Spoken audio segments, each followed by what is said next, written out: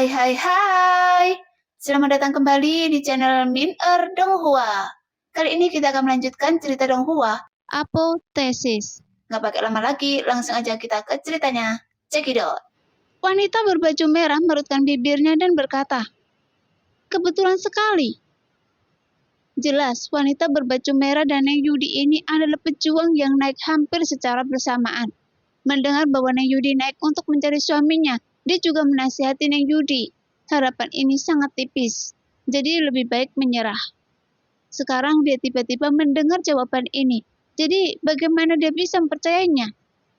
Bagaimanapun dunia ini sangat besar, seharusnya ada banyak pejuang dengan nama yang sama.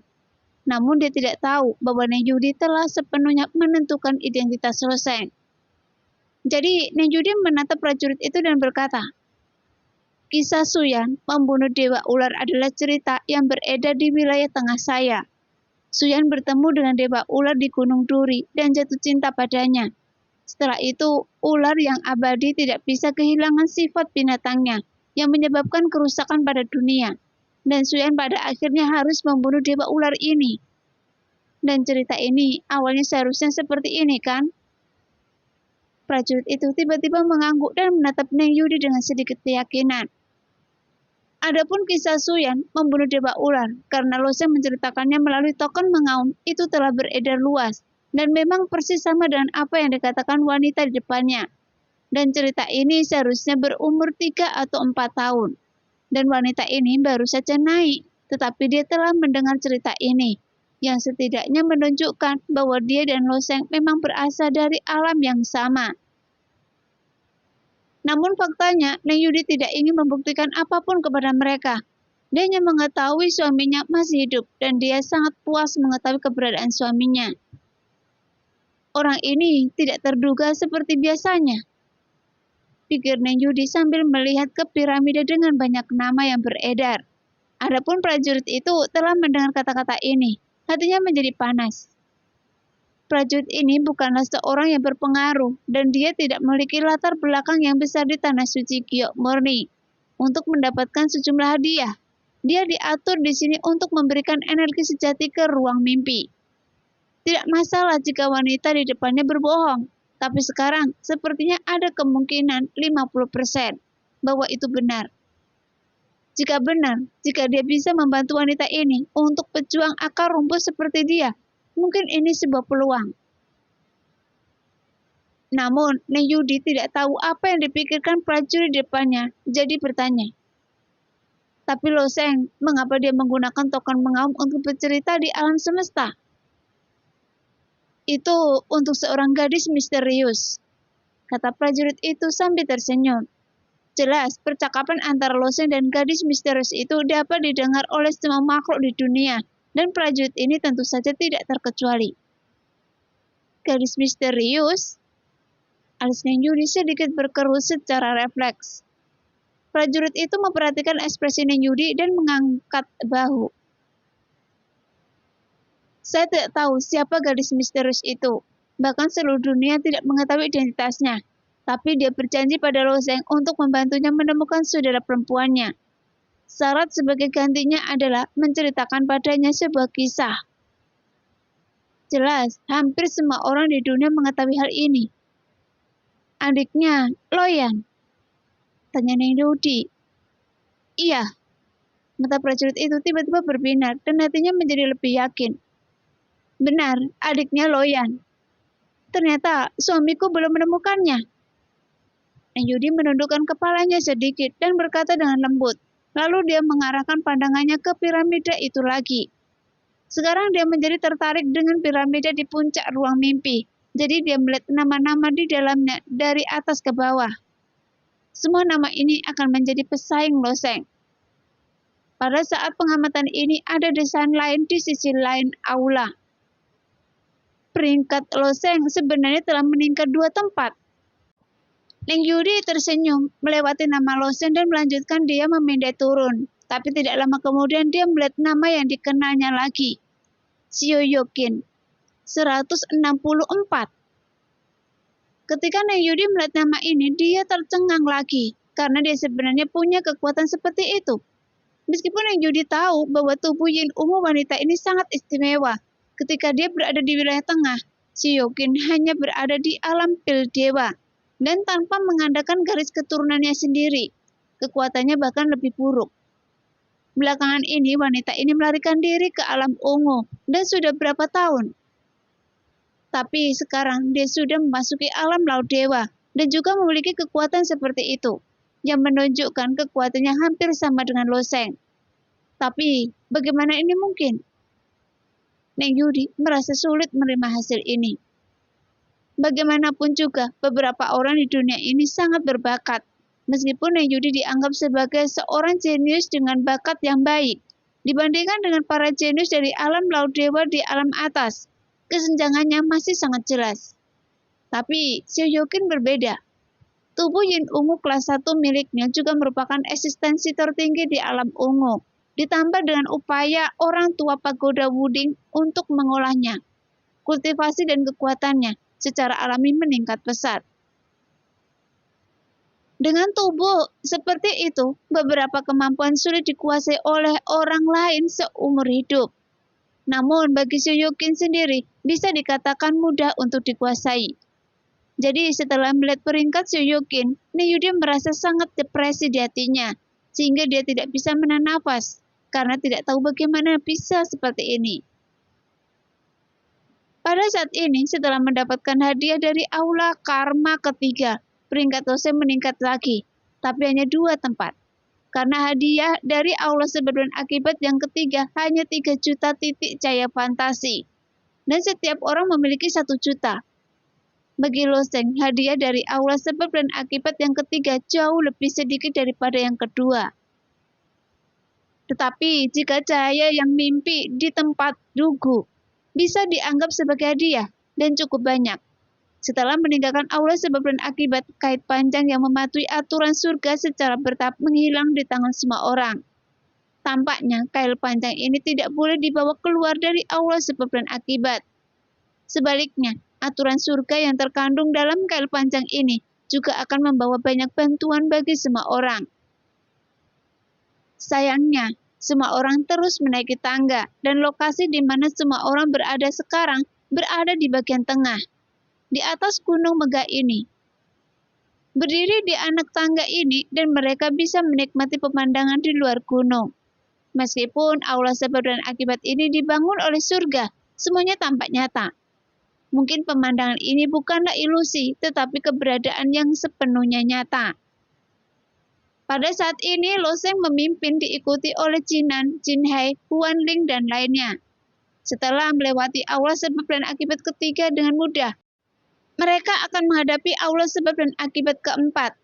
Ketika Jinan masuk ke aula sebab dan akibat untuk pertama kalinya, dia dikalahkan di aula sebab dan akibat yang keempat. Bahkan dapat dikatakan bahwa aula sebab dan akibat kedua dari belakang mencegat hampir 99% prajurit. Karena terlalu sulit untuk dilewati. Tapi siapa yang tahu apa yang akan terjadi di aula sebab dan akibat keempat kali ini? Segera setelah itu, semua orang berdiri di depan aula sebab dan akibat keempat. Seluruh aula sebab dan akibat keempat berwarna merah, dengan cahaya api samar mengalir di dalamnya. Panas sekali, membuat saya mendidih sampai mati. Changmo berteriak aneh. Hadiah di aula sebab dan akibat keempat sangat besar, tetapi kesulitannya tidak boleh diremehkan. Setiap orang harus lebih berhati-hati. Jinan berkata dengan ringan. Tidak peduli betapa sulitnya, kita tidak bisa menyerah sekarang, kata Loseng.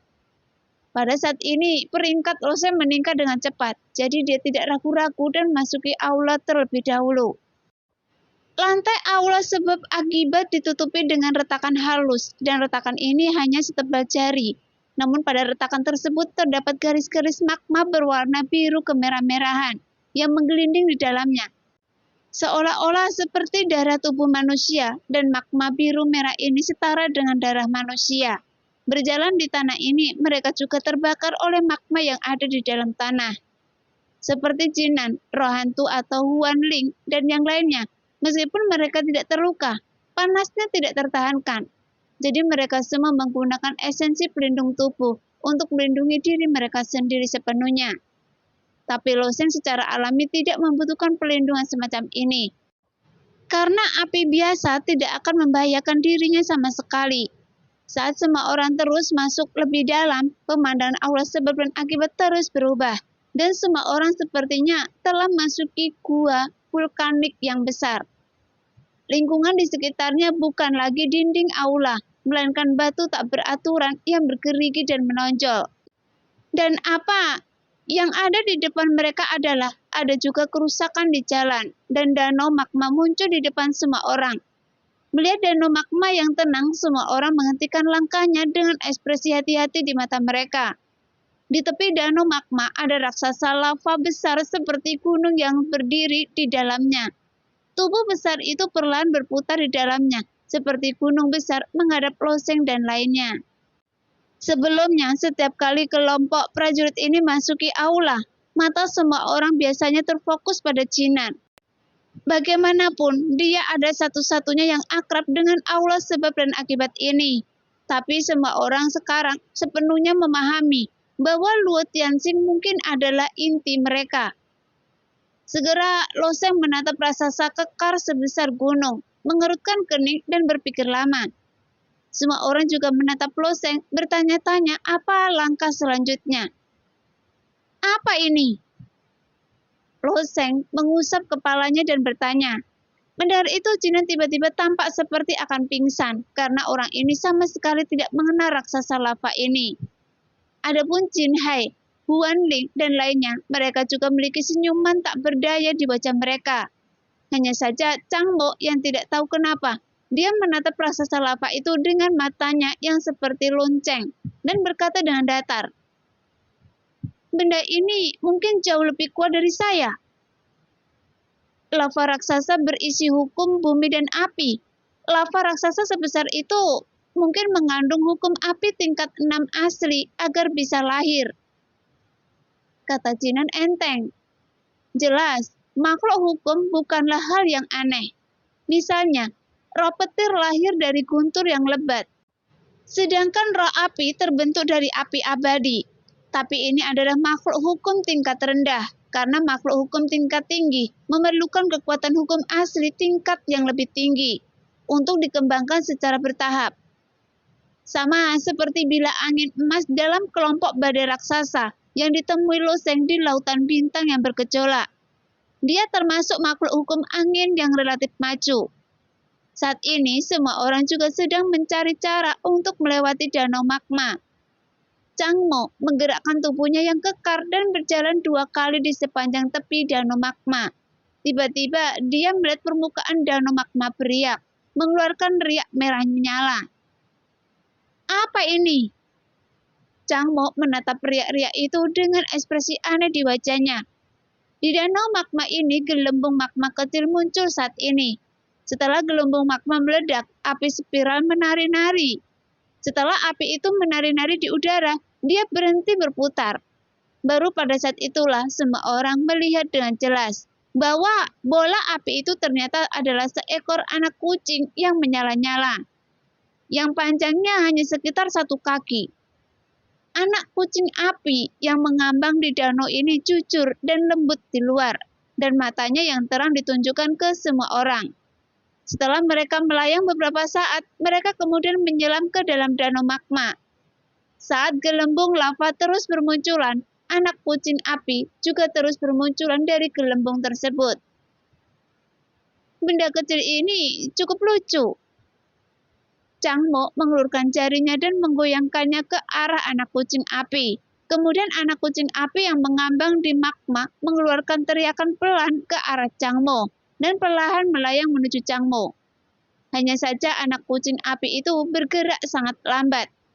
Anggota tubuhnya meluncur dengan canggung di udara dan kecepatannya jauh lebih lambat daripada orang biasa yang berjalan. Namun, saat anak kucing api itu setengah meluncur, semua orang mendengar suara mengeong yang melengking. Dan anak kucing api yang awalnya terlihat sangat jinak, tiba-tiba membengkak. Pada saat ini, seluruh tubuhnya mungkin membengkak 10 kali lipat saat dia bergegas menuju Chang Demon. Anak kucing api ini awalnya memberi orang perasaan patuh, tapi sekarang memberi orang rasa penindasan yang kuat. Kekuatan hukum api yang terkandung di dalamnya begitu kuat sehingga hampir mustahil untuk bernafas dengan normal di belakangnya.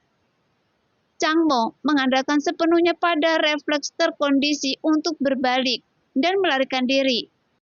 Saat berlari, suara mendesis terdengar di belakangnya, tapi panas dari anak kucing api itulah yang disalurkan ke dalam armornya. Meskipun armor di punggungnya tidak meleleh, tapi panasnya cukup untuk membakar armornya hingga menjadi merah. Api ini semuanya menyebar. Semua orang juga memperhatikan bahwa anak kucing api ini sangat kuat dan mereka semua mundur. Tolong! Changmo juga buru-buru meminta bantuan karena anak kucing yang menyala ini mengikuti Changmo sepanjang jalan dan dia tidak bisa menyingkirkan anak kucing yang menyala itu. Bantu dia! Meskipun Jinan dan yang lainnya memilih mundur, bukan berarti mereka akan meninggalkan Changmo di sini. Jin Hai mengangkat tangannya dan 3 pemecah es ditembakkan olehnya. Namun meskipun pencapaian Jin Hai dalam hukum es tidaklah rendah, tetapi ketiga pemecah es itu meleleh. Bahkan sebelum mereka menyentuh anak kucing api, itu langsung menguap karena panas yang kuat. Melihat adegan ini, Lo Seng sedikit mengernyit, lalu tiba-tiba meledak bersama Gang Yuan. Setelah mempercepat tubuhnya, dia bergegas dari sisi lain. Dengan tubuhnya sedikit miring, dia mengangkat kakinya di baju besi punggungnya. Jelas, kekuatan tendangan Lo Seng tidaklah rendah. Dia hanya menendang Changmo tepat di luar aula sebab dan akibat. Setelah ditendang, kecepatan Changmo menjadi lebih dari 2 kali lipat. Setelah dia bergegas keluar dari aula, anak kucing yang menyala itu perlahan melayang kembali. Dan dia tidak memilih untuk menyerang Lo Seng. Anak kucing api ini seharusnya adalah kekuatan api murni yang lahir dari hukum api tingkat ke-7. Huang Ling mundur selangkah dan menatap anak-anak kucing terbang itu dan berbisik. Dengan kata lain, kekuatan hukum api yang terkandung di danau magma ini mungkin bukan tingkat ke-6, tapi setidaknya tingkat ke-7. Di antara para pejuang yang hadir, hanya Huang Ling yang mengambil jurusan hukum api, dan hanya dia yang paling mengerti. Hukum api tingkat ke-7, pantas saja anak-anak kucing ini memberikan begitu banyak tekanan pada saya, kata Jinan. Barusan 2 hukum asli yang terkandung dalam raksasa lava itu seharusnya berada di sekitar tingkat ke-6, tetapi pikirannya memang rendah. Tidak peduli level apa itu, pertanyaannya adalah bagaimana kita melewatinya sekarang. Changmo bertanya sambil menatap ke danau magma yang besar, karena tidak ada jembatan atau tali di danau magma ini, jadi ini jalan buntu. Dan kuncinya adalah, ini bukan magma biasa. Dengan kekuatan prajurit alam Laut Dewa menghadapi magma vulkanik biasa, dia bisa berenang langsung untuk melintasinya. Bagaimanapun, magma biasa tidak dapat menghancurkan esensi pelindung tubuh. Namun sekarang, kekuatan hukum api yang terdapat di danau magma jauh melampaui kemampuan mereka. Ini juga sejalan dengan aturan aula sebab dan akibat. Mulai dari aula sebab dan akibat yang pertama, pada dasarnya tidak mungkin untuk bertahan di tempat berbahaya manapun.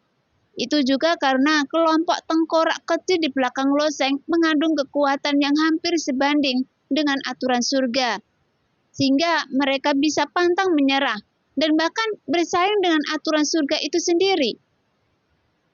Berdiri di tepi danau magma, panas yang kuat ditransmisikan, dan Lo Seng mundur beberapa langkah. Matanya terus mengamati sekeliling gua untuk mengetahui rahasia melewati danau magma. Kemudian, dia melihat banyak pilar batu bergerigi yang menonjol dari dinding batu di kedua sisi gua. Tapi itu tidak bisa membentuk jalan, dan jelas tidak realistis untuk memanjat dinding batu. Setelah beberapa pengamatan, Lo Seng juga menunjukkan ekspresi tertekan di wajahnya. Meskipun aula sebab akibat yang ketiga lumayan sulit, tapi setidaknya ada beberapa petunjuk. Seperti kait panjang yang disisihkan terlebih dahulu. yang setidaknya bisa membuat orang menyadari sesuatu. Tapi aula sebab dan akibat keempat ini tidak memberikan petunjuk apapun. Itu hanya membuang danau magma, yang merupakan situasi putus asa bagi para pejuang alam laut dewa. Pada akhirnya, mata Loseng tertuju pada raksasa lava besar itu. Dan ada retakan yang tak terhitung jumlahnya di tubuh besar lava raksasa ini. Dan ada api samar yang keluar dari retakan tersebut. Melihat raksasa lava ini, Loseng tiba-tiba mendapat ide dalam hatinya. Mungkin jalan melalui danau magma ini terletak pada lava raksasa ini. Kata Loseng ringan. Jinan tersenyum tipis. Kebetulan sekali, saya juga memikirkannya. Di satu sisi danau magma berdiri raksasa lava pertama sebesar gunung. Dan beberapa ratus kaki jauhnya ada raksasa lava lainnya. Lava raksasa tersebut tersusun dalam garis lurus. Jadi, masuk akal jika melihat raksasa lava ini sebagai jembatan yang melewati danau magma. Tapi, bagaimana meyakinkan raksasa lava ini untuk mengirim kita ke sana? Setelah mendengar percakapan di antara keduanya, Jin Hai menatap raksasa lava itu dan bertanya. Lagi pula, ide kedua orang itu memang terlalu gila. Tapi setelah semua orang melihatnya, mereka terlihat semakin seperti ini. Tarik perhatian lava raksasa dan tarik. Pada titik ini, Loseng menatapnya. Dia telah mengambil busur panjang emas gelap di tangannya, lalu mengeluarkan anak panah hitam dan mengikatkannya pada tali busur. Meskipun tidak ada yang menghentikan langkah Loseng, tetapi ekspresi mereka menjadi hati-hati. Bagaimanapun, bukan ide yang baik untuk mengganggu raksasa besar ini. Tetapi jika mereka tidak mengambil resiko, perjalanan semua orang di aula karma mungkin akan berhenti di sini. Saat tali busur Loseng meledak dengan suara, panah hitam terbang keluar dari tali dan terbang menuju lava raksasa. Saat cahaya hitam terbang hingga setengah jarak, dia mengeluarkan suara ledakan lagi di tengah, yang merupakan akselerasi tahap kedua, sehingga lebih cepat dan lebih bertenaga. Setelah beberapa saat, cahaya hitam itu meledak di dada lava raksasa itu. Pada saat ini, semua orang termasuk Loseng menahan nafas dan menatap lava raksasa itu tanpa bergerak dan menariknya keluar. Setelah melarikan diri, selama perjalanan ke aula sebab dan akibat ini, 7 orang yang tersisa dapat dianggap mendapatkan kembali 5 juta poin mimpi. Jika mereka mati di sini, kerugiannya hanya akan lebih besar. Namun, setelah beberapa nafas, raksasa itu masih berputar perlahan. Panah Loseng melesat keluar. Meskipun mengeluarkan banyak suara, itu tidak membahayakan raksasa lava itu sama sekali. Tidak ada gunanya.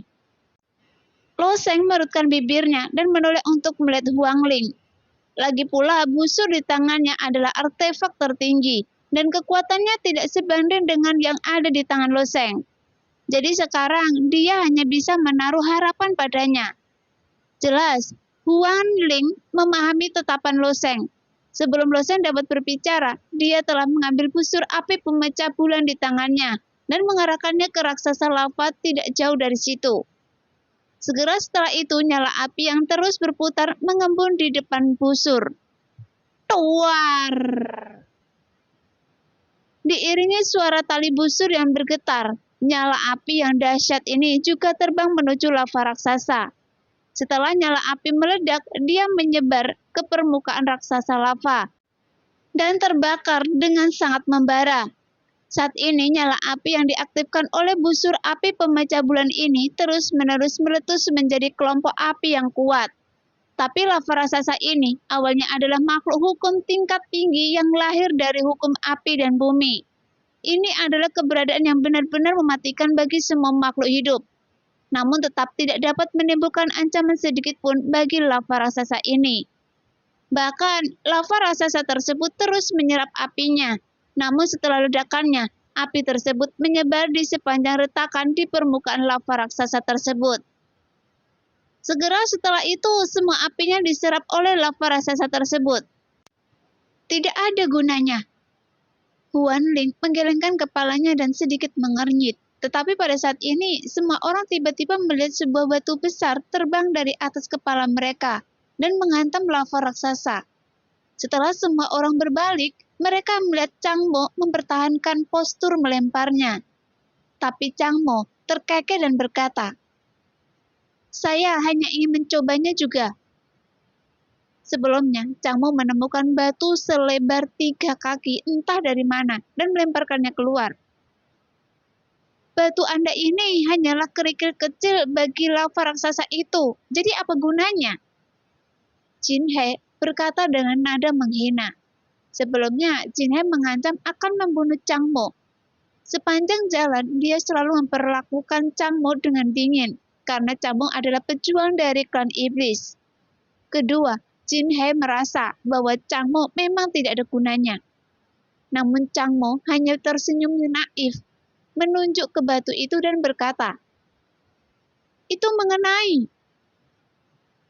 Semuanya melihat ke belakang. Dia melihat batu besar itu menghantam bahu lava raksasa itu, dan batu itu langsung hancur menjadi berkeping-keping. Jelas seperti yang dikatakan Jin He, batu sebesar itu hanyalah batu kecil bagi tubuh lava raksasa yang menyerupai gunung. Jadi ancaman apa yang ditimbulkan terhadap lava raksasa ini? Jin He menengus dengan nada menghina dan hendak menertawakannya. Tetapi pada saat ini, tubuh raksasa lava itu bergetar sedikit, dan dia benar-benar mulai bergerak. "Tidak, Anda tidak bisa mengejar saya lagi. Saya hanya ikut bersenang-senang." Melihat pemandangan ini, Changmo juga tercengang, karena itu batu biasanya yang menimpanya. Tapi kenapa lava raksasa mengejarnya? Melihat itu, wajah Lo Sheng, Jin He, Jinan, dan yang lainnya juga penuh kebingungan. Serangan Lo Sheng dan Huan Ling barusan tidak berpengaruh pada raksasa lava ini. Seolah-olah raksasa lava ini seperti benda mati dan tidak bergerak. Mungkin di mata raksasa lava ini, Lo Sheng dan yang lainnya hanyalah nyamuk yang tidak cukup membahayakan mereka, sehingga mereka mengabaikannya. Tapi kenapa batu yang dilempar oleh Changmo memiliki efek seperti ini? "Changmo, dari mana Anda mendapatkan batu itu?" Ketika Jinan berbalik, dia hanya melihat bagian belakang Changmo. Prajurit iblis ini telah melarikan diri keluar aula sebab dan akibat. Jelas takut dengan kejaran raksasa lava itu. Jin He mendengus dingin. Orang ini lahir dari anak yang salah. Meskipun prajurit iblis tidak populer di antara banyak ras di dunia, ras ini selalu berani dan pandai bertarung. Dan jarang sekali prajurit iblis seperti Changmo melarikan diri dengan gerakan sekecil apapun. "Lihat, lava raksasa ini mungkin tidak diganggu oleh batu Changmo," kata Huan Ling tiba-tiba. Semua orang melihat sekeliling dan melihat sejumlah besar anak kucing yang menyala-nyala, mengambang di atas magma di depan lava raksasa. Pada saat ini, lava raksasa itu memutar tubuhnya dan mengulurkan tangan raksasanya untuk meraih anak-anak kucing yang menyala itu. Meskipun anak kucing api ini sangat lincah, mereka tidak dapat melarikan diri di bawah telapak tangan lava raksasa. Dan hanya beberapa anak kucing api yang lolos, dan lebih banyak lagi anak kucing api yang tertahan erat di tangan lava raksasa. Ketika lava raksasa itu meraih banyak anak kucing api di tangannya, dia masukkannya ke dalam mulut besarnya yang dibentuk oleh lava. Saat lava raksasa itu mengunyahnya, anak-anak kucing api itu meledak dengan jeritan yang melengking, lalu meledak menjadi bola-bola api yang menari-nari dengan liar di mulutnya. Meskipun anak-anak kucing api itu ukurannya besar, tapi kekuatan yang dia keluarkan sebelum kematiannya membuat semua orang diam-diam ketakutan. Setelah melihat ini, mata cantik Jinan berbinar. Saya mengerti, anak kucing api ini seharusnya menjadi makanan lava raksasa, karena dia memakan anak-anak kucing kecil ini. "Tangkap anak kucing api ini," kata Lo Sheng ringan. "Tetapi bahkan anak kucing api ini tidak mudah untuk diganggu. Apakah kita akan menangkap anak-anak kucing kecil ini?" Jinan memiliki sedikit kepahitan di wajahnya. Nah, demikianlah cerita hari ini. Terima kasih yang sudah menonton video Min Earth sampai selesai. Sampai jumpa di video selanjutnya. Bye-bye.